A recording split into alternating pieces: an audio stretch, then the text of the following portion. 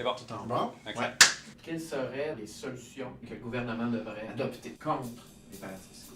Une des solutions pour le gouvernement du Canada, je pense qu'il devrait donner l'exemple, d'une part, en changeant ses lois, en renonçant à des conventions fiscales avec les paradis fiscaux. Il faut considérer les paradis fiscaux comme ce qu'ils sont, des cancers et des parasites qui nuisent au bon fonctionnement de l'État, qui bafouent le principe de l'impôt progressif. C'est être plus sévère envers à la fois ceux qui utilisent de façon illégale les paradis fiscaux et les professionnels, avocats, comptables, fiscalistes, qui facilitent le recours illégal aux paradis fiscaux. Cesser d'imposer les entreprises en fonction du principe du lieu de résidence. Cesser d'imposer Starbucks par rapport à ce qu'a dans ses coffres la filiale canadienne de Starbucks. Développer une méthode qui porterait sur le volume d'activité, le nombre d'employés, les actifs, le capital, et déterminer quel est le pourcentage des revenus mondiaux de Starbucks qui relèvent de sa présence chez nous, et nous allons vous imposer sur cette portion-là de votre revenu, du revenu que vous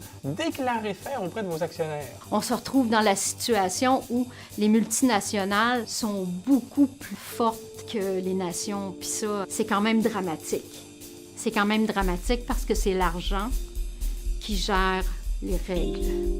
Ce n'est plus chaque citoyen dans une nation qui dispose de son filet social, qui dispose de comment il va prendre en charge l'ensemble des citoyens de sa collectivité. Je pense que des fois, on se sent démuni par rapport à l'ampleur du problème. On ne sait pas comment réagir, puis on a tendance à dire qu'il n'y a rien à faire. Mais au contraire, puis quand on travaille à faire changer les choses, un grand plus pour nos enfants, pour nos petits-enfants, pour leur donner une meilleure société.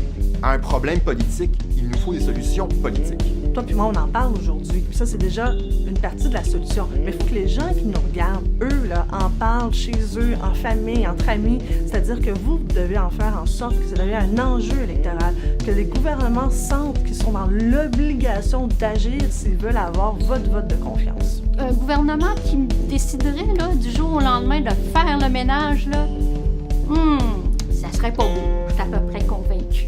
Cela pourrait être fait et devrait être fait si nous avions des chefs d'État qui font autre chose que des égaux portraits.